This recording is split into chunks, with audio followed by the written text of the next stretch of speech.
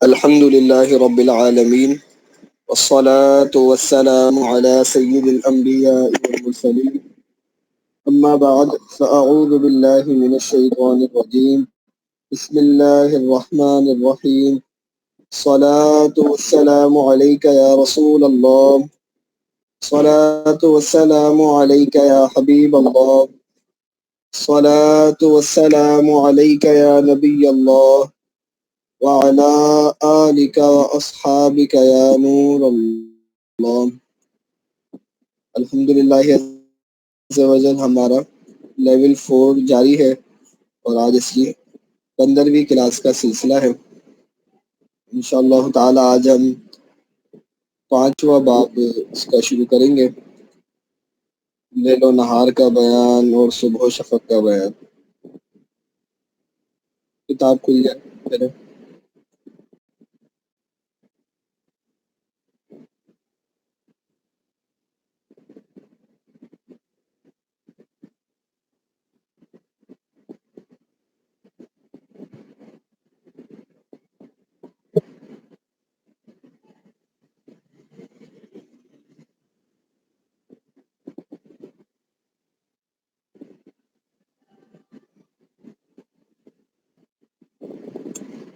بسم اللہ الرحمن الرحیم. زمین 5واں باب، لیل و نہار صبح و شفق کا بیان. پہلا پوائنٹ، زمین کرہ ہے. یہ ثابت ہو گیا زمین کرہ ہے، زمین بیضوی نہیں ہے. یعنی کہ بعض لوگ اس کو کہتے ہیں کہ انڈے کی طرح ہے، یا تو تین طرح کے نظریات ہیں. ایک نظریہ یہ ہے کہ زمین کرہ ہے، یہی نظریہ درست ہے. کرہ کہہ لیں، گول کہہ لیں، تقریباً ملتی جلتی بات ہے، تو یہ کہنا درست ہے. ایک نظریہ یہ ہے کہ زمین بالکل فلیٹ ہے، یعنی کہ چپٹی جسے کہتے ہیں، چپٹی کہیں یا ایک سطح کی طرح، بالکل فرش کی طرح ہے. تو سائنس کا یہ بھی نظریہ موجودہ دور میں بھی یہ حضرات پائے جاتے ہیں. یہ بالکل درست نہیں ہے، اور ان کا تو یہاں تک ہے کہ بیچ میں انہوں نے سفر کرنے سے منع کر دیا تھا کہ کوئی بھی سفر نہیں کرے، کہ سفر ایسا نہ ہو کہ وہ زمین کی سطح پہ پہنچ جائے اور گر جائے گا. جیسے ہم ہوتا ہے کہ چھت کے اوپر اگر باؤنڈری نہ ہو تو پھر بندہ گر جاتا ہے گزرتے. تو اسی طرح وہ کہتے ہیں کہ زمین کی بھی اسی طرح کی کیفیت ہے، تو یوں کوئی گزرے گا تو گر جائے گا، ایسا کہیں اور ایسا نہ ہو پہنچ جائے. تو وہ سفر سے منع کرتے تھے. حالانکہ زمین گول ہے، فلیٹ کہنا کسی بھی اعتبار سے درست نہیں. اچھا، ایک اور بات کہ پھر بعض یہ کہتے ہیں کہ انڈے کی طرح بیضوی ہے، تو یہ بھی درست نہیں ہے. انڈے کی طرح بیضوی نہیں ہے، بلکہ صرف ہلکا سا بیضوی پن ہے قطبین کی جانب سے. بقیہ پورا کا پورا زمین، بقیہ پوری کی پوری زمین کرہ ہے، گول ہے، اسے گول ہی کہا جائے گا.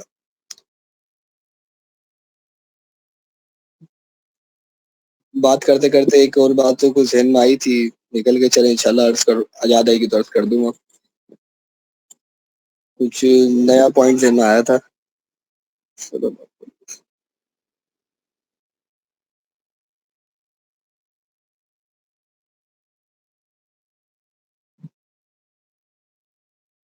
جی یاد آ گیا.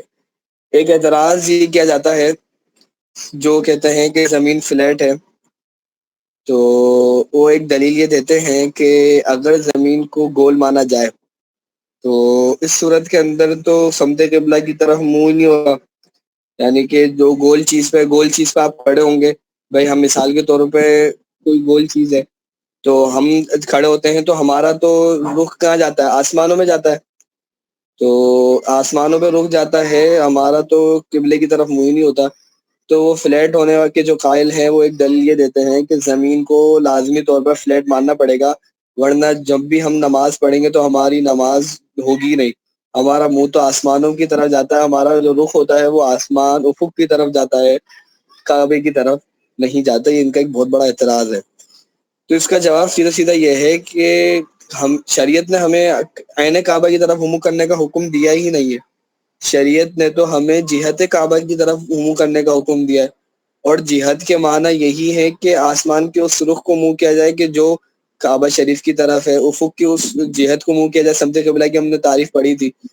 تو شریعت نے جب ہمیں حکم ہی نہیں دیا، ہاں جہاں پر عین کعبہ کو منہ کرنا ممکن ہوتا ہے، جس سے کہ مکہ شریف کے اندر جن کو کعبہ شریف نظر آ رہا ہے تو ان کے لیے تو یہی حکم ہے کہ وہ عین کعبہ کو منہ کریں، لیکن جن کے لیے جو دور ہیں ان کے لیے اصابت جہتیہا کا حکم ہے، جہت کی طرف منہ کرنے کا حکم ہے، اور جہت کی طرف منہ زمین گول ہو تب بھی کیا جا سکتا ہے۔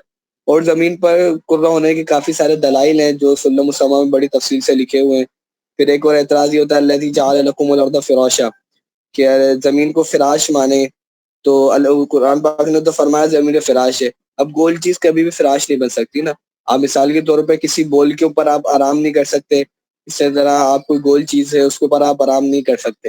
تو وہ دلیل یہ دیتے ہیں جب اللہ تعالیٰ نے فراش بنایا تو اس کا مطلب یہ ہے کہ زمین کو فلیٹ بنایا ہے، اور دیکھنے میں بھی زمین فلیٹ ہی نظر آتی ہے، آپ کو کوئی گول پر نظر نہیں آتا۔ تو اس کا جواب یہ دیا گیا ہے کہ بھائی ایسا نہیں ہے، زمین گول بھی ہو سکتی، گول ہونے کے ساتھ ساتھ بھی فراش ہونا اس کا ممکن ہے۔ گول ہونے میں ہم دیگر دلائل دیتے ہیں، وہ فی الحال اس کی طرف نہیں آ رہا، پھر وہ گفتگو بہت طویل ہو جائے گی، اتفاق ہے کہ موضوع چھڑ گیا تو بات چھڑتی جا رہی ہے۔ تو ہم یہ کہتے ہیں کہ زمین اپنے گول ہونے کے ساتھ ساتھ فراش بن سکتی ہے، وہ ایسے ہے کہ اس کا تفسیر بیضاوی کے اندر بھی اس کی بحث آتی ہے کہ زمین اپنے جسامت میں بہت بڑی ہے، جسامت میں بڑی ہونے کی وجہ سے کوئی گول چیز ایسی ہوگی جو جسامت میں بھی بڑی ہو تو وہ فراش بن سکتی ہے۔ مثال کے طور پر ہم بال پر آرام نہیں کر سکتے لیکن مکھی بال پر آرام کر لے گی، تو کیوں؟ کیونکہ بال مکھی کے اعتبار سے بڑی ہے اور زمین ہمارے اعتبار سے بڑی ہے، تو اسی وجہ سے ہم زمین ہمارے لیے فراش بن سکتی ہے۔ یہ کچھ چیزوں کا خلاصہ تھا جو میں نے آپ کو عرض کیا۔ خیر سبق کی طرف آتے ہیں، آگے چلتے ہیں۔ ابھی تک ہم نے 3 لفظ ہی پڑھے 7 منٹ میں۔ زمین کرہ ہے جس کا زیادہ حصہ آفتاب سے روشن رہتا ہے۔ زیادہ کیوں رہتا ہے اس کا میں عرض کر چکا تھا، اس کا حاشیے میں بھی وہی بات لکھی ہوئی ہے، پڑھ لیتے ہیں برکت کی نیت سے۔ زیادہ حصہ، اور یہ اس لیے ہے کہ زمین آفتاب سے چھوٹی ہے، اور علم ہندسہ میں ثابت ہوا ہے کہ جب کوئی چھوٹا کرہ کسی روشن اور بڑے کرے کے مقابل ہوتا ہے تو چھوٹے کرے کا نصف سے زیادہ حصہ روشن ہو جاتا ہے۔ یعنی زمین کے حصے کی طرف آفتاب ہوتا ہے، ادھر زمین میں روشنی رہتی ہے، اور دوسری طرف تاریک۔ اس کی روشنی اور تاریک حصوں کے درمیان دائرۃ النور حد مشترک ہے۔ پیچھے بھی دائرۃ النور آ چکا ہے، حد مشترک ہے، کچھ طلبہ کو اس میں مشکل ہوئی سمجھنے کے لیے، تو اس کی وضاحت سماعت فرما، انشاءاللہ اللہ پاک کو چاہا تو کلیئر ہو جائے گا۔ کوئی تصویر دیکھتے ہیں اس کے ذریعے سمجھتے ہیں۔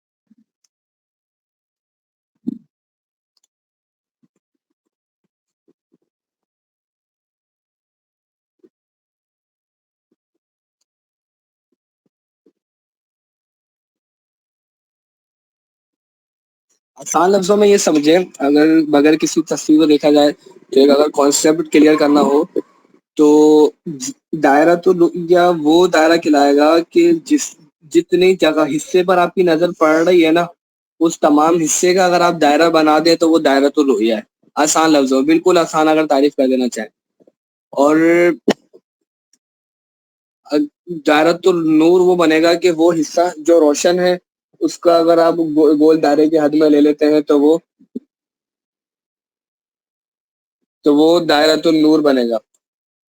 اب یہ ایک الگ انداز سے حد مشترک والی تعریف کو بیان کیا ہے کہ یہ حد مشترک ہے کیا ہے۔ تو حد مشترک کا کیا مطلب ہوتا ہے؟ حد مشترک کا مطلب یہ ہوتا ہے کہ ایک ایسی لائن جس کے ایک طرف کچھ اور ہو اور دوسری طرف کچھ اور ہو۔ مشترک کا مطلب یہ ہوگا نا کہ دو چیزوں میں مشترک ہے۔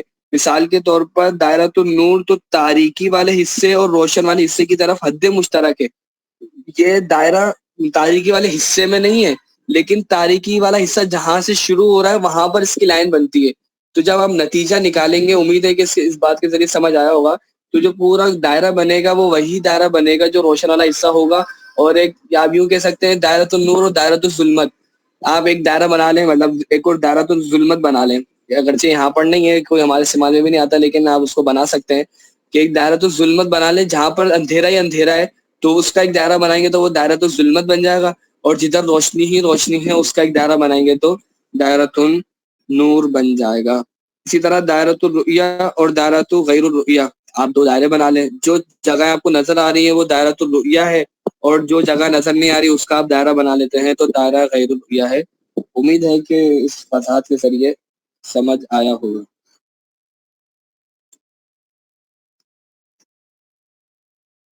زمین کا سایہ مخروط ہے. مخروط کیا ہوتا ہے؟ مخروط تکونی چیز کو کہتے ہیں کہ کوئی چیز تکونی بنتی ہے نا، کہ ایک بیچ میں نیچے سے موٹی ہو، پھر ایسے تو اوپر جاتے جاتے جاتے باریک ہو جائے، تو یہ مخروط کہلاتی ہے. اچھا، آج کی جو موضوع چل رہا ہے یہ بہت مختصر، اس کے اندر گاجر لکھا بھی ہوا ہے. کھانا. ہاں گاجر اچھی مثال دی ماشاء اللہ آپ نے. یہ لے لیں، گاجر کی مثال بہت اچھی ہے. تو اسی طرح یہ کیفیت بنتی ہے اس کی. یہ جو موضوع چل رہا ہے یہاں پہ بہت مختصر اور جامع الفاظوں کے اندر لکھا ہوا ہے. اس کی مزید تفصیل آپ اگر وہ دیکھ لیں، مفتی مطیع الرحمان رضوی صاحب کی کتاب ہے صبح و شفق کی تحقیق، غالباً میں نے پہلے بھی بھیجی تھی، انشاءاللہ مجھے یاد دلا دیجیے گا تو میں ایک دفعہ پھر گروپ میں بھیج دوں گا. اس کے اندر بہت اچھی تفصیل لکھی ہوئی ہے، اس کو پڑھیں گے تو یہ موضوع اچھی طرح اور بہترین قسم کا کلیئر ہو جائے گا. بلکہ میں تو یہی مشورہ دوں گا کہ تمام کو وہ اچھی طریقے سے پڑھنی چاہیے. زمین کا سایہ مخروط ہے جس کی ابتدا دائرۃ النور سے ہے اور انتہا ایک ایسے نقطے پر ہے جس سے ایک خط مستقیم نکل کر مرکز ارض پر گزرتا ہوا مرکز شمس پر پہنچتا ہے. وہ نقطہ اس مخروط کی نوک اور دائرۃ النور اس مخروط کا قاعدہ ہے، اور جس خط مستقیم کا ایک کنارہ اس مخروط کے قاعدے کے مرکز سے اور دوسرا کنارہ اس مخروط کی نوک سے مماس ہے، وہ اس مخروط کی سہم ہے. جہاں پر سورج ہوگا نا، چلو میں اگر کتاب مجھے ابھی ہاتھ اور لیپ ٹاپ میں مل جاتی ہے تو میں آپ کو اسی سے کھول کے دکھاتا ہوں، اچھا سمجھ آ جائے گا.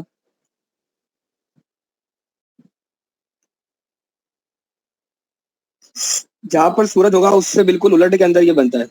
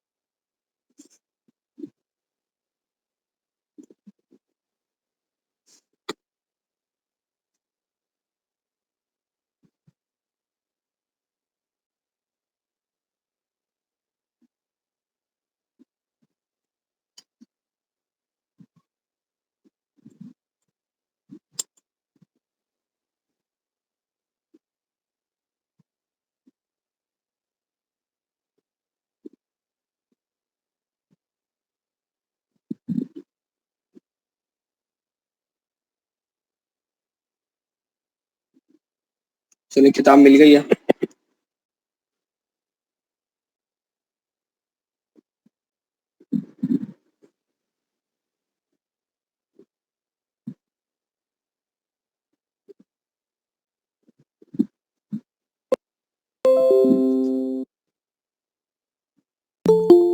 تو یہ صبح و شفق کی تحقیق، یہ مفتی مطیع الرحمان رضوی صاحب کا رسالہ ہے. تو مخروطی شکل اور ان کی بہت اچھی اس کے اندر وضاحت کی گئی ہے. ہم اس سے کچھ پڑھتے ہیں تاکہ ہمیں توضیح الافلاق کی جو باتیں ہیں وہ اچھے انداز سے سمجھ آئیں، کیونکہ مقصود صرف پڑھ لینا نہیں ہے، مقصود کانسیپٹس کو کلیئر کرنا ہے. میں پہلے بھی کافی دفعہ یہ بات عرض کر چکا ہوں، بار بار اس لیے دہراتا ہوں تاکہ آپ کو یہ بات پکی ہو جائے کہ کیونکہ ہم پہ ویسے ایک اعتراض بنتا ہے کہ چلے جب تک کتاب کھلی تو ایک مزید بات عرض کر دیتا ہوں تاکہ آپ کہیں بات ہو تو آپ جواب بھی دے سکیں. ہم پر یہ اعتراض بڑا کیا جاتا ہے بھائی اپلیکیشن بن گئے پھر علم توقیف سیکھنے کا کیا فائدہ، کوئی مقصد ہی نہیں ہے، بلا وجہ ٹائم ضائع کر رہے ہو. تو ہم نے بتایا کہ بھائی ہم علم توقیف سیکھنا کوئی فارمولاز کو حل کرنے کا نام تھوڑی ہے کوئی. آپ تو یہ کہہ رہے ہو کہ بھائی اوقات نکالنا، تو علم توقیف کا مقصد صرف اتنا ہے کہ ہم اوقات نکال لیں؟ بھائی یہ تھوڑی ہے، علم توقیف کا مقصد تو ایک کانسیپٹس ہے. تو ایک جگہ میں نے تھے ان کو کہا کہ مجھے فلکیات سیکھنی ہے، تو انہوں نے کہا میرے پاس ٹائم نہیں ہے. اچھا، تو میں نے عرض کی کہ آپ مجھے فارمولاز بھیج دیں تو میں فارمولا حاصل کر لوں گا. اس وقت ابتدائی چیزیں تھیں، اتنا توجہ بھی نہیں تھی. تو انہوں نے سیدھے سیدھا کہا کہ مطلب آپ علم سیکھنے کا مطلب کو فارمولاز کو حل کرنا تھوڑی ہوتا ہے، بلکہ علم کا مطلب تو یہ ہے کہ آپ کے ذہن میں کانسیپٹس کلیئر ہوں، اس کی باتیں کلیئر ہوں. فارمولا تو کوئی بھی حل کر لیتا ہے، تو ایک وہ اچھا پوائنٹ لگاتا ہے. تو کوئی بھی اگر آپ کو یہ کہے تو آپ کہے کہ بھائی پہلے تو دیگر جوابات ہیں، ماسات الہی اپلیکیشن کو نہیں ملے گی، بہت سی جگہ پر اپلیکیشن کام نہیں کرتی. تو دوسرا یہ ہے کہ ہم کوئی صرف فارمولاز ہی حل کرنا نہیں سیکھتے، بلکہ اس کے اندر ہم بہت کچھ مزید سیکھتے ہیں، کانسیپٹس کلیئر ہوتے ہیں، اللہ تبارک و تعالیٰ کی نے ایک نظام کو کس طرح سے بنایا ہے۔ ابھی کس کو پتا کہ جو 6 مہینے کے دن اور 6 مہینے کی رات آتی ہے تو وہ کیوں آتی ہے؟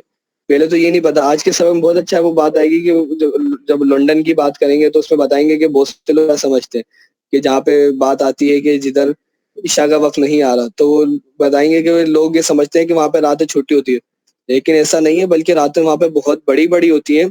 لیکن اس کو کیا کرتے ہیں کہ وہاں پہ کیفیت ایسی پیدا ہو جاتی ہے، وہاں کا افق کس انداز کا بنتا ہے کہ سورج کبھی بھی اس سے نیچے جا ہی نہیں پا رہا ہوتا۔ اب کیا یہ کانسیپٹ ہے، فارمولا آپ حل کر لیتے ہیں تو فارمولا تو حل ہو جاتا ہے، اس کے جوابات اپلیکیشن بھی دیتی ہے، لیکن کیا یہ اپلیکیشن اس کے کانسیپٹس بتائے گی آپ کو؟ کیا اس کا علم اس کو اپلیکیشن کو آتا ہے؟ نہیں، بلکہ وہ تو ایک حل کر دیتی ہے۔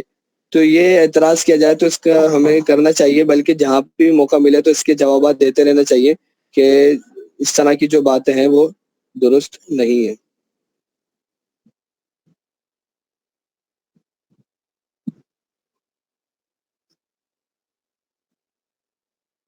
یہ ابتدا کے اندر صبح صادق وغیرہ کی تعریفات کیا ہوتی ہیں، کس طرح کی کیفیت ہوتی ہے، بہت اچھا لکھا ہوا ہے، اسے بھی آپ پڑھیے گا۔ لیکن مقصود ہمارا مخروط والی شکل والی بحث ہے۔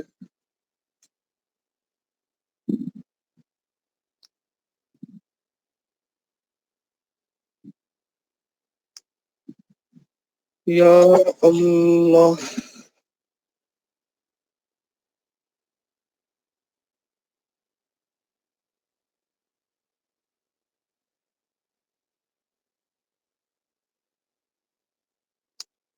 میرا ارادہ تھا نہیں دکھانے کا، لیکن بات چلی تو پھر دکھا دیا، ورنہ پہلے سے کھول کے رکھتا۔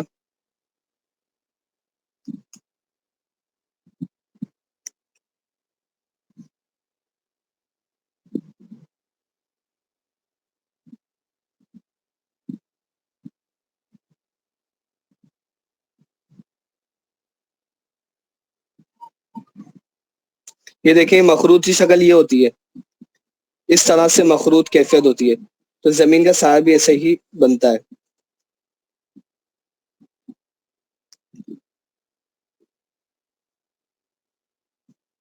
پھر آگے چلتے ہیں، سایہ جہاں پہ بنے گا کس طرح انداز سے بنتا ہے اس کی تصاویر اس میں دی گئی ہیں۔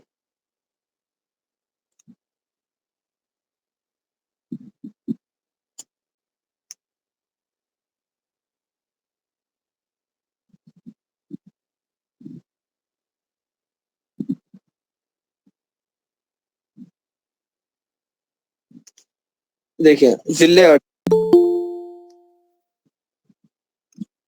آفتاب کی روشنی، آفتاب کی شعاعیں ہر طرف پورے عالم میں پھیلتی ہیں، لیکن جو شعاعیں زمین پر پڑتی ہیں، زمین شفاف نہ ہونے کی وجہ سے ان شعاعوں کے لیے حاجب ہو جاتی ہے اور آگے بڑھنے سے روکتی ہے، لہذا فضا میں زمین کا ایک سایہ بن جاتا ہے۔ وہ سایہ زمین کی اس جانب نہیں ہوتا جو سورج کی مواجہ بلکہ دوسری جانب ہوتا ہے، جہاں پر سورج ہوگا اس سے دوسری جگہ پر یہ سایہ بنے گا۔ پھر آفتاب زمین کا نصف سے زیادہ حصہ روشن ہوتا ہے، یہ آپ نے ابھی پڑھ لی، اب اس میں ہم آگے چلتے ہیں۔ مقصود ہمارا جو فوائد ہیں وہ دیکھیے، یہ اس طرح آدھے سے زیادہ روشن ہوتا ہے، یہ آدھا ہے، لیکن روشنی جب پڑے گی تو روشنی کناروں سے نکلتی ہے نا، کبھی بھی بیچ سے روشنی نہیں پڑتی، اصل جو روشنی کسی چیز سے پڑتی ہے تو اس کے کناروں سے پڑتی ہے۔ آپ کوئی بھی تصویر دیکھ لیں شیڈو کی، تو جہاں پر یہ بیان کیا جائے گا تو اس کے کناروں سے خط نکالا جاتا ہے۔ تو یہ روشنی یہاں تک تو بالکل تیز روشن ہوگا، اور یہاں پر روشنی اگرچہ بیچ کے والے مقابلے میں کم ہوگی، لیکن روشن یہ والا حصہ بھی لازمی طور پر ہوگا، اور پھر اس کے بعد والا حصہ تاریک رہے گا۔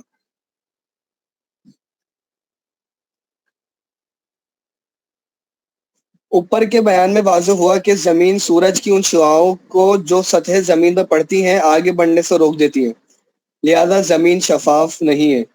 اور یہ بھی معلوم ہو گیا کہ سورج کا حجم زمین سے بہت بڑا ہے، لہذا سورج کی شعاعوں کی راہ میں زمین کی رکاوٹ بن جانے کی وجہ سے زمین کا ایک سایہ بنتا ہے، اور سایہ مخروطی شکل کا ہوتا ہے۔ ذیل میں زمین کے مخروطی ذیل کو ملاحظہ کیا جا سکتا ہے۔ یہ دیکھیے یہ سورج ہے، میں تھوڑا سا اس کو زوم آؤٹ کر لوں۔ یہ سورج، یہ زمین کا سایہ بنتا ہے۔ تو وہاں پر یہ بیان کیا گیا ہے کہ یہ زمین کا یہ قاعدہ ہوتا ہے، قاعدہ سہم یہ اور وطر، یہ علم مثلث کی اصطلاحات ہے، تو اسی انداز میں اس کو بیان کیا نا. تو یہ جو جگہ ہوگی زمین کا جو مرکز ہوگا جو فرمایا وہ اس کا کیا بنے گا، قاعدہ بنے گا.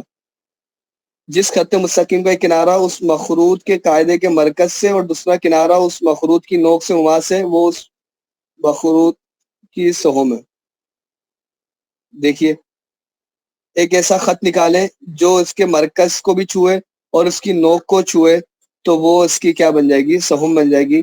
تو یہ اس کی شکل بھی یہاں پر دی گئی ہے.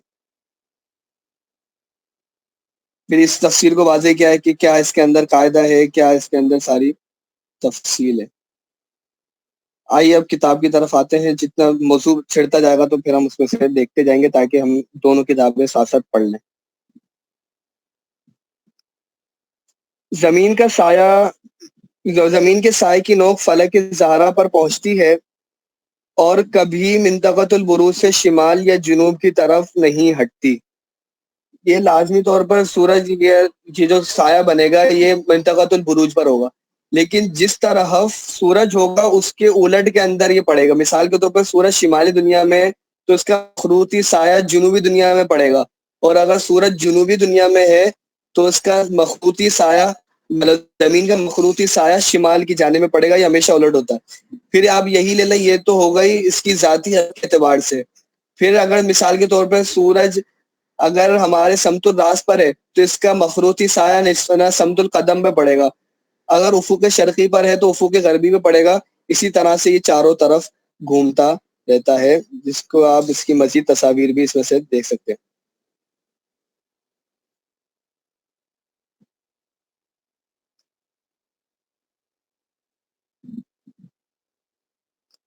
یہ پڑھیے گا، رسالہ بڑا کمال کا رسالہ ہے. مجھے بہت اچھا لگا تھا یہ رسالہ جب میں نے پڑھا تھا. میں نے بعض کو جو سمجھ نہیں آیا تو آپ پھر گروپ کے اندر معلوم بھی کر سکتے ہیں، انشاءاللہ عرض کر دوں گا. بہت ایک اچھی معلومات اس میں تحقیق دی گئی ہے. اب دیکھیے یہ اگر سمت الراس ہے اس طرح یہ کیفیت بنے گی.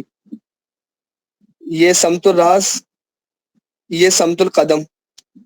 تو سمت القدم سے سورج ادھر آ جائے گا تو سایہ کہاں بنے گا، ادھر بنے گا. اسی طرح سورج ادھر آ جائے گا تو پھر یہ سایہ کہاں بنے گا، ادھر بنے گا. افق شرقی پہ آ جائے گا تو کہاں بنے گا، افق غربی میں بنے گا. اسی طرح سورج یہاں پر ہوگا تو سایہ بنے گا. اس طرح سے یہ الٹ چلتا جائے گا.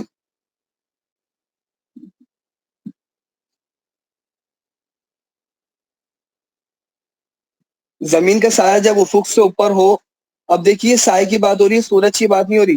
سایہ کیا ہوتا ہے، ہمیشہ الٹ ہوتا ہے. تو زمین کا سایہ جب افق سے اوپر ہوگا تو رات ہوگی. سایہ افق سے اوپر کب ہوگا، کہ جب سورج نیچے ہوگا، لہذا رات ہوگی. اور افق سے نیچے ہو سایہ، سایہ نیچے ہو تو سورج کہاں ہوگا، اوپر ہوگا، تو اس وقت دن ہوگا. ذل ارض کو آفتاب کی شعاعیں گھیرے رہتی ہیں. آج اب یہ والی بات آ رہی ہے جو میں تفصیل عرض کر چکا ہوں. آدھی رات کو ذل ارض کی نوک دائرہ نصف نہار پر ہوتی ہے. پھر جوں جوں آفتاب افق شرقی کی طرف بڑھتا جاتا ہے، ذل ارض کی نوک افق غربی کی طرف بڑھتی جاتی ہے، اور آفتاب کی روشنی شرق سے ہماری طرف بڑھتی آتی ہے لیکن دکھائی نہیں دیتی. پھر جب آفتاب افق شرقی سے زیادہ قریب ہوتا ہے تو افق شرقی سے کچھ شرقن غربن لمبی روشنی نظر آتی ہے. وہ روشنی جو سب سے پہلے شرقن غربن لمبی نظر آئے، افق شرقی کے اوپر کچھ نظر آتی ہے، اس کو صبح کاذب اور فجر مستطیل کہتے ہیں. ادھر بہت مختصر ہے. اس کو میں یہی عرض کروں گا کہ یہ کتاب پڑھنی چاہیے اگر یہ مسئلے کو اچھے انداز میں کلیئر کرنا.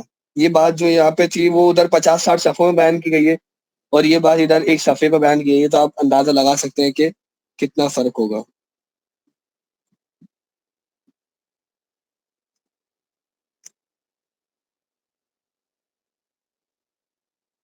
سوال: صبح کاذب کے وقت کیا افق پر روشنی نہیں ہوتی، جو افق پہ ہمیں روشنی نظر نہیں آتی؟ اگر افق پر روشنی ہوتی ہے تو افق کے شرقی سے اوپر جب روشنی دکھائی دیتی ہے تو اس وقت افق کے شرقی پر روشنی کیوں نہیں دکھائی دیتی؟ ہم جو یہی کہتے ہیں نا کہ بیچ آسمان سے روشنی اترنا شروع کرتی ہے. حقیقت ایسی نہیں ہوتی، بلکہ روشنی تو پوری موجود ہوتی ہے لیکن ہمیں نظر ایک ساتھ پوری نہیں آتی، بلکہ پہلے اوپر والی نظر آتی ہے، پھر تھوڑی نیچے والی نظر آتی ہے. حقیقتاً دیکھا جائے تو یہ روشنی ایسی نہیں ہے کہ جو اوپر سے نیچے آتی ہو، روشنی کوئی اترتی نہیں ہے، یہ روشنی موجود ہوتی ہے، لیکن ہمیں نظر کیوں نہیں آتی، کس طرح سے نظر آتی ہے، پوری کی پوری اس رسالے کے اندر تفصیل بہت اچھی موجود ہے۔ میں آپ کا میلان پیدا کرنا چاہ رہا ہوں اس کتاب کی طرف، سوالات چھوڑ کر۔ جواب: ہاں، صبح کاذب کے وقت افق شرقی روشن ہوتا ہے، لیکن افق حقیقی بنسبت افق حصی صاف تر اور ناظر کی نظر سے قریب تر ہے، اس لیے صبح کاذب کے وقت افق حصی پر سب سے پہلے روشنی دکھائی دیتی ہے اور افق حصی سے نیچے تاریک معلوم ہوتا ہے۔ سوال: افق حقیقی کی بنسبت افق حصی کے صاف تر ہونے کی کیا وجہ ہے، اور افق حقیقی کی بنسبت ناظر کی نظر سے افق حصی کے اقرب ہونے کی کیا دلیل ہے؟ جواب: کرہ ارض کو ہر طرف سے کرۂ بخار محیط ہے، جو افق حصی پر منطبق ہونے والے خط بصری کے راستے میں قلیل واقع ہوتا ہے۔ یہ انشاءاللہ فتح رضیہ شریف میں بھی پڑھیں گے، اور یہ صبح و شفق کی تحقیق رسالے کے اندر بھی اس کی تفصیل موجود ہے کہ کب ہمارے نظر کے اندر کرۂ بخار کا زیادہ حصہ آتا ہے اور کب کم حصہ آتا ہے۔ جیسا کہ نقشے سے ظاہر ہے، لہذا افق حقیقی کی بنسبت افق حصی صاف تر دکھائی دیتا ہے، اور ناظر کی نظر سے جو خط بصری نکل کر افق حصی پر منطبق ہوتا ہے وہ اکثر ہے، وہ قریب ہے، اور جو خط بصری افق حقیقی پر منطبق ہوتا ہے وہ اکبر ہے، جیسا کہ نقشہ ذیل سے ظاہر ہے۔ اس لیے ناظر کی نظر افق حصی سے اقرب اور افق حقیقی سے ابعد ہے۔ یہ مرکز زمین با یہ سمبندہ، کیونکہ ہم زمین کے مرکز میں نہیں رہتے بلکہ ہم زمین کی سطح پر رہتے ہیں، تو یہ بندہ موجود ہے، یہ افق کے حصی ہے، یہ افق حقیقی ہے۔ تو اب یہ دیکھیے، یہاں سے یہ دور پڑے گا اس کو اور یہ قریب پڑے گا، تو یہی بات ہو رہی ہے، افق حصی قریب پڑے گا اور افق حقیقی دور پڑے گا۔ اچھا، یہ زمین ہے اور یہ پورا کا پورا کرۂ بخار ہے، کرۂ بخارات جس میں کیا ہوتا ہے، سارے موسم بنتے ہیں، ہاریزون لیئر جسے آپ کہتے ہیں، تو اس کے اندر کیا ہوگا کہ سارے کے سارے چیزیں ناظر کی جب نظر جائے گی تو وہ ترچھی ہوتی ہوئی جائے گی، اور زیادہ اس کو کرۂ بخار کا حصہ قطع کرنا پڑے گا، گزرنا پڑے گا، جس کی وجہ سے وہ دور ہو جاتا ہے اور افق حقیقی صاف نظر نہیں آتا، بلکہ اس میں کرۂ بخارات کافی بیچ میں آ جاتے ہیں۔ افادہ: فتح رضیہ میں ہے کہ بعض کتب میں صبح کاذب کی وجہ تسمیہ یہ لکھی ہے کہ یعقبہ ظلمۃ فالافق یکذبہ، یعنی اس کے عقب میں ظلمت ہوتی ہے۔ اب اس کے ترجمے دو ہوتے ہیں، یہ توقید غزالی میں بندہ مسکی نے بحث کی ہے کہ یعقبہ ظلمتن کے دو ترجمے ہوتے ہیں، صاحب صلی اللہ علیہ وسلم ہدایہ علامہ برہان الدین علیہ الرحمہ مرغینانی، تو انہوں نے بھی کیا فرمایا کہ وہاں پر بھی انہوں نے فرمایا یعقبہ ظلمتن، تو علامہ عبدالحی لکھنوی حاشیے کے اندر فرماتے ہیں کہ مصنف سے یہ غلطی ہوئی ہے اس طرح سے، تو پھر بندہ مسکین نے اس پہ یہ تحریر کیا کہ موشی کا یہ فرمانا کن کے اوپر، صاحب ہدایہ پر، یہ درست نہیں ہے، کیونکہ یعقبہ ظلمۃ فالافق یکذبہ سے مراد اس کا ترجمہ ہے اس کے عقب میں ظلمت ہوتی ہے، نہ کہ یہ مراد کہ اس کے بعد اندھیرا آ جاتا ہے، تو یہ مراد لینا درست نہیں ہے۔ اور ہم یہ کہہ نہیں سکتے کہ جب ہمیں اس طرح پتہ ہے کہ ہم یہ اس طرح کی نہیں آتی، تو یہ ہمارے سے ہم جتنے چھوٹے سے لوگوں کو پتہ ہے، تو ہمارے بزرگان دین جنہوں نے پوری پوری ہدایہ لکھ دی، جنہوں نے پوری پوری کتابیں لکھ دی، کیا ان کو یہ بات معلوم نہیں ہوگی؟ تو ہم تو یہی مانتے ہیں کہ یعقبہ ظلمتن سے انہوں نے مراد یہی والا لیا ہے اور یہی لینا درست ہے۔ تو محشی نے جو اعتراض کیا مصنف پر، تو ہم کہتے ہیں کہ محشی کے اوپر ہی خود اعتراض آتا ہے، یہ کہنا درست نہیں ہے۔ یعنی اس کے عقب میں ظلمت ہوتی ہے، تو یہ سفیدی تو کہہ رہی ہے کہ صبح ہو گئی، مگر افق اس کی تکذیب کرتی ہے، لہذا اسے صبح کاذب کہتے ہیں۔ صبح کاذب کے آپ کو اس کے ذریعے وجہ تسمیہ بھی پتہ چل گئی، اس لیے کہ اس کے معنی بعض علماء زمانہ قریب سعد اللہ صاحب رام پوری نے یہ سمجھ لیے کہ صبح کاذب کی سفیدی جا کر اس کے بعد اندھیرا ہو جاتا ہے، پھر صبح صادق نکلتی ہے، حالانکہ محض باطل ہے۔ صبح کاذب کی سفیدی جہاں شروع ہوتی ہے وہ آخر تک بڑھتی ہی جاتی ہے، ہرگز غروب آفتاب تک وہاں تاریکی نہیں آتی، بلکہ غروب آفتاب کی بات کر رہے ہیں، طلوع آفتاب کی بھی نہیں، غروب آفتاب کی، بہت بڑی بات ہو گئی ہے۔ غروب آفتاب تک وہیں رہتی ہے، نظر کیوں نہیں آتی بھائی؟ سورج کے سامنے کون سی روشنی نظر آنی؟ بلکہ اس کے معنی یہ ہے کہ صبح کاذب کی سفیدی افق سے بہت اونچی ظاہر ہوتی ہے۔ اچھا ایک اور اعتراض یہ ہوتا ہے کہ جب یہ روشنی سورج کی طرف سے ہے تو سورج جیسے جیسے قریب آتا جائے گا تو روشنی اوپر جانی چاہیے، صبح کاذب کی روشنی نیچے کیوں آتی ہے؟ تو اس کا جواب بھی صبح شفق کی تحقیق رسالے کے اندر موجود ہے، وہاں سے اس کو پڑھیے گا۔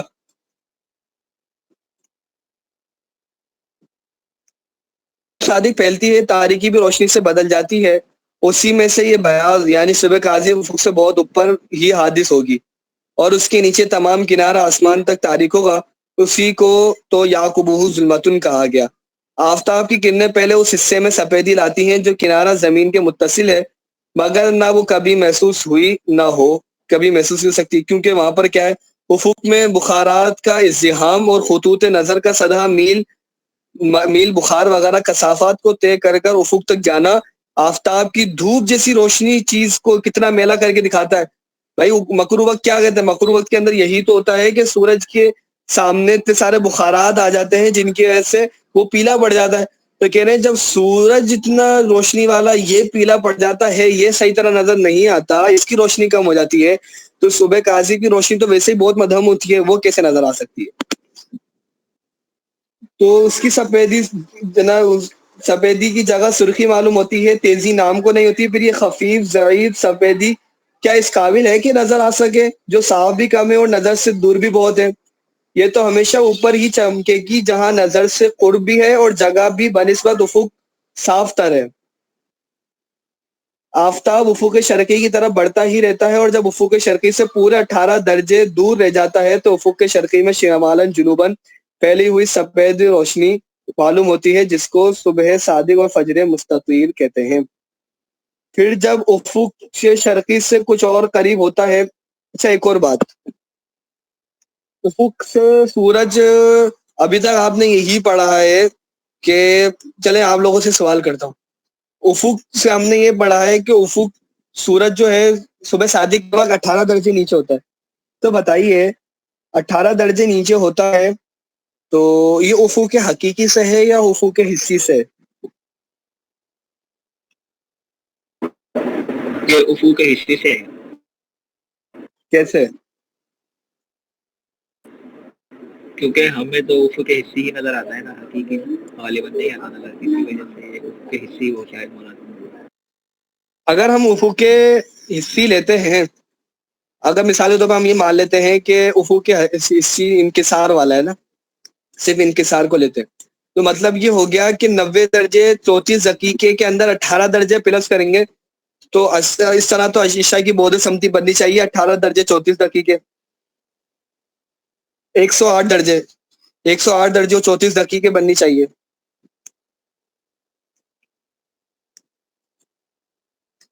یہ افق کے حقیقی سے بیان کرتے ہیں ہم، یہ ایک کانسیپٹ کلیئر کرنے جا رہا ہوں، اس کو غور سے سنیے گا کہ افق کے حقیقی سے ہم یہ کہتے ہیں کہ 18 درجے صبح صادق کی روشنی نیچے ہوتی ہے۔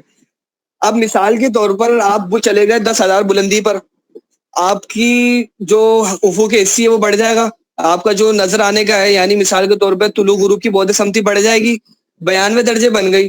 چلے بلندی کو ابھی چھوڑے، بلندی کی بات بعد میں کرتے ہیں، آپ کی بعد سمتی کیا ہے طلوع غروب کی؟ 90 درجے 50 دقیقے، تو آپ 90 درجے 50 دقیقے سے 18 درجے نیچے مانیں گے تو 108 درجے 50 دقیقے ہو گیا۔ حالانکہ اب تک تو ہم نے فارمولا حل کیا وہ تو 108 درجے کے حل کیے، تو یہ افق کے حقیقی سے ہوتا ہے۔ اور ہم جو عصر کا وقت، عشاء کا وقت ہے، ہمارے ذہنوں میں یہی بات بیٹھی ہوتی ہے کہ یہ 18 درجے کا عشاء کا وقت ہوتا ہے، حالانکہ مطلب مغرب کا وقت ہوتا ہے اور اس کے بعد عشاء کا وقت شروع ہوتا ہے، حالانکہ بات درست نہیں ہے۔ اگر ہم 90 درجے 50 دقیقے بعد سمتی لیتے ہیں تو ہمارا مغرب کا وقت، بہت ایک نئی بات کرنے جا رہا ہوں، لیول 4 ہے تو سمجھے گا اس کو، کہ ہمارا جو مغرب کا وقت ہوتا ہے وہ 17 درجے 10 دقیقے کا ہوتا ہے، کیونکہ 90 درجے 50 دقیقے سے آپ 108 سے 90 درجے 50 دقیقے مائنس کریں گے تو یہی مقدار بنے گی۔ اور اگر کوئی شخص بلندی پر چلے جاتا ہے، جیسے اب کوئی جہاز کے اندر سفر کر رہا ہے تو اس کی بعد سمتی مثال کے طور پہ 95 درجے بنتی ہے، تو اس کا کتنی، اس کی جو عشاء کا وقت ہوگا وہ مغرب کا وقت ہوگا وہ مزید چھوٹا ہو جائے گا، یعنی وہ کتنے 8 اور 3 13 درجے کا اس کا رہ جائے گا۔ مسجد کو اتنی بلندی پر چلے جاتا ہے جو 100 درجے اس کی بعد سمتی بنتی ہے، تو اس صورت کے اندر اس کا عشاء کا وقت مغرب کا وقت صرف اور صرف 8 درجے کا رہ جائے گا، اور 8 درجے کے بعد عشاء شروع ہو جائے گی. تو اس بات کو سمجھے گا، اور کوئی اس سے بھی زیادہ بلندی چلے، اتنی زیادہ بلندیاں ہوتی نہیں ہیں تو وہ مزید چھوٹا ہو جائے گا. تو اس سے ہی پتہ چلا کہ بلندی کی وجہ سے مغرب کا وقت نہایت چھوٹا ہوتا جاتا ہے، کیونکہ بلندی کی وجہ سے عشاء کے وقت کے اندر کوئی فرق نہیں پڑتا. عشاء کا وقت اپنی جگہ پہ رہتا ہے، طلوع کا وقت آگے پیچھے ہوتا ہے. امید ہے کہ بات سمجھ آئی ہوگی، ایک نیا پوائنٹ تھا. چلتے ہیں آگے، اب تو وقت بہت سپیڈ سے جا رہا ہے. پھر جب افق شرقی سے کچھ اور قریب ہوتا ہے تو روشنی زیادہ تیز ہو جاتی ہے، افق شرقی سرخ نظر آتا ہے. پھر آفتاب طلوع ہوتا ہے اور ظل ارض کی نوک افق غربی پر پہنچتی ہے، اور نصف النہار کے وقت آفتاب دارا نصف النہار پر پہنچتا ہے. پھر افق غربی کی طرف آفتاب بڑھتا جاتا ہے یہاں تک کہ آفتاب غروب ہوتا ہے، اور افق غربی سرخ نظر آتا ہے. وہ سرخ جو افق غربی میں غروب آفتاب کے بعد دکھائی دیتی ہے اس کو شفق احمر کہتے ہیں. پھر جوں جوں آفتاب افق غربی سے نیچے ہوتا جاتا ہے اس کی روشنی افق غربی کے پاس مدھم ہوتی جاتی ہے، یہاں تک کہ افق غربی میں شمالاً جنوباً پھیلی ہوئی سفیدی روشنی معلوم ہوتی ہے. وہ سفیدی جو افق غربی میں شفق احمر کے بعد دکھائی دیتی ہے اس کو شفق ابیض کہتے ہیں. آفتاب افق غربی سے نیچے ہوتا ہی رہتا ہے یہاں تک جو ہی 18 درجے نیچے ہوتا ہے افق غربی تاریک ہو جاتا ہے، لیکن کچھ اور اوپر شرقاً غرباً لمبی روشنی نظر آتی ہے، وہی صبح قاضی کے مقابلے والی روشنی. پھر کچھ دیر کے بعد وہ روشنی بھی غائب ہو جاتی ہے. لہذا صبح و شفق شکل میں متشابہ اور وضع میں متقابل، اور حد یعنی ابتدا انتہا کے اندر متعاکس ہیں، یعنی الٹ چلتے ہیں. طلوع کے وقت کے اندر پہلے صبح کاذب آتی ہے، پھر صبح صادق آتی ہے، پھر سرخی آتی ہے، اور غروب کے اندر پہلے سرخی آتی ہے، پھر صبح صادق آتی ہے، یعنی صبح صادق، پھر صبح صادق والی روشنی آتی ہے جس سے کہ ہم شفق ابیض کہتے ہیں. اس کے بعد لمبی روشنی آتی ہے. متعاکس کا مطلب یہ ہے. بعض علماء نے لکھا ہے کہ صبح کاذب غائب ہونے کے بعد صبح صادق ہو جاتی ہے، غائب ہونے کے بعد صبح صادق ہوتی ہے، مگر تحقیق یہ ہے کہ صبح صادق بڑھتے بڑھتے صبح کاذب کو گھیر لیتی ہے. تجربے سے بات ثابت ہوئی ہے کہ اول صبح صادق اور آخر شفق ابیض کے وقت آفتاب افق سے پورے 18 درجے نیچے ہوتا ہے. یعنی کہ مراد کیا ہے افق کے حقیقی سے، چاہیں تو اپنی کتاب میں اس کو لکھ لیں تاکہ پوائنٹ ہمیشہ کلیئر رہے. یعنی اس وقت افق اور مرکز شمس، اب یہ کیسے پتا چلا افق کے حقیقی؟ آ گئی بات. یعنی اس وقت افق اور مرکز شمس سے دائرۃ الارتفاع کی جو قوس مماس ہوتی ہے اس کی مقدار پورا 18 درجے ہے. اور دائرۃ الارتفاع کہاں سے بنتا ہے؟ افق حقیقی سے بنتا ہے، کیونکہ یہ دائرہ عظیمہ ہے، اور مطلب اس کا جو کاؤنٹنگ کرتے ہیں ہم وہ وہاں سے ہوتی ہے، افق حقیقی سے ہوتی ہے. اس کی تعریف کے اندر آپ پڑھ لیں گے، پڑھ چکے ہیں بلکہ آپ. لہذا اب آ رہے ہیں مسائل. لہذا ارض و بلد اور میل شمس دونوں شمالی ہوں، یہ پیسہ پڑھ چکے ہیں، آج دہرائی ہے اس کی ہو رہی ہے. لہذا ارض البلد اور میل شمس دونوں شمالی ہے، دونوں جنوبی، اور دونوں کا مجموعہ یعنی 72، اب مجموعہ اب یعنی 72 درجہ یا زیادہ ہو مگر 90 سے درجے سے کم ہو. یا ارض البلد اور میل شمس 90 سے کم اس لیے بولا، 90 سے زیادہ ہو جائے گا تو پھر کیا ہوگا؟ یہ تو مسلسل دن اور مسلسل رات والی کیفیت ہو جائے گی.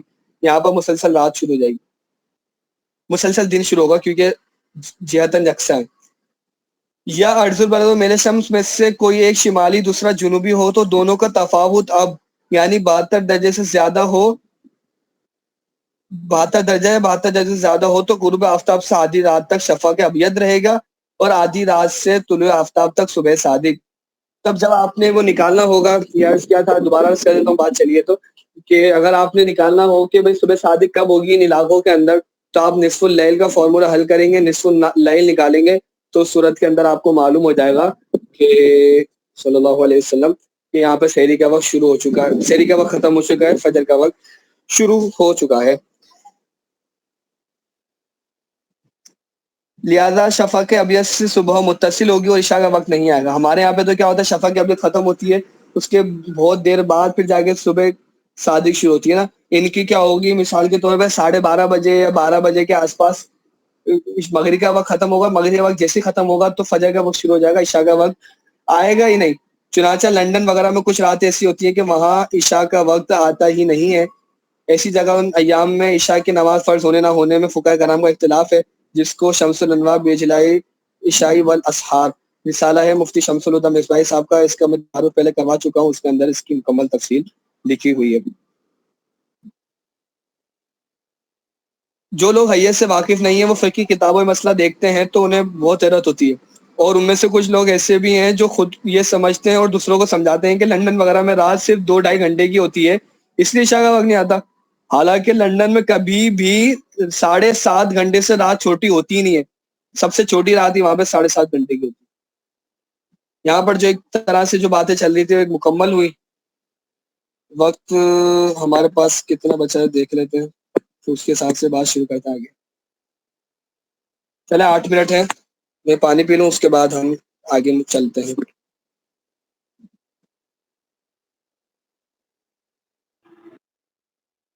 جی سوال کیجیے۔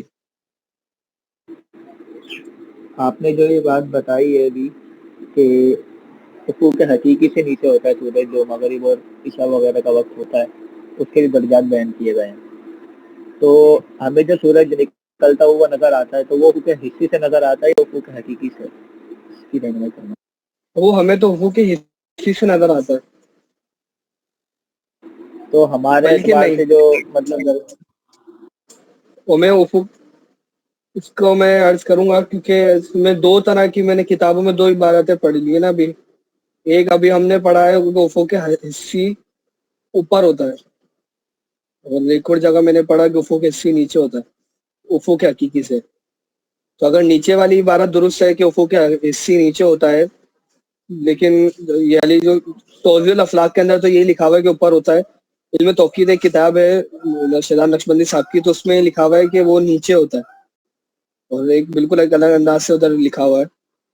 تو اگر ہم نیچے والے کو مانتے ہیں تو پھر تو ہم یہ کہیں گے کہ افق حصی سے طلوع ہوتا ہوا ہمیں نظر آتا ہے، ورنہ ہم یہ افق کے مرئی آئے گا۔ انشاءاللہ اس کو میں مزید اس کی تفصیل دیکھ کے معلومات کر کے کیا درست ہے یا کیا تطبیق ان دونوں عبارتوں میں، تو پھر عرض کر دوں گا۔ آپ اپنا سوال جاری رکھ لیں، مطلب وہ تو عرض کر دیتا ہوں۔ سوال یہی تھا کہ وہ جو سورج نیچے ہوتا ہے اس سے اس کا کیا مطلب تھا؟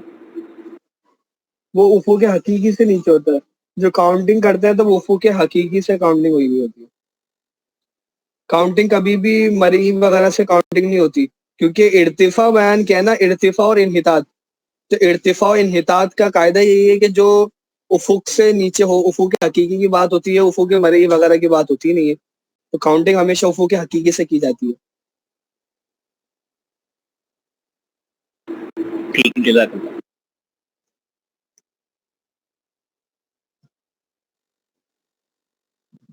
مزید کوئی سوال ہے؟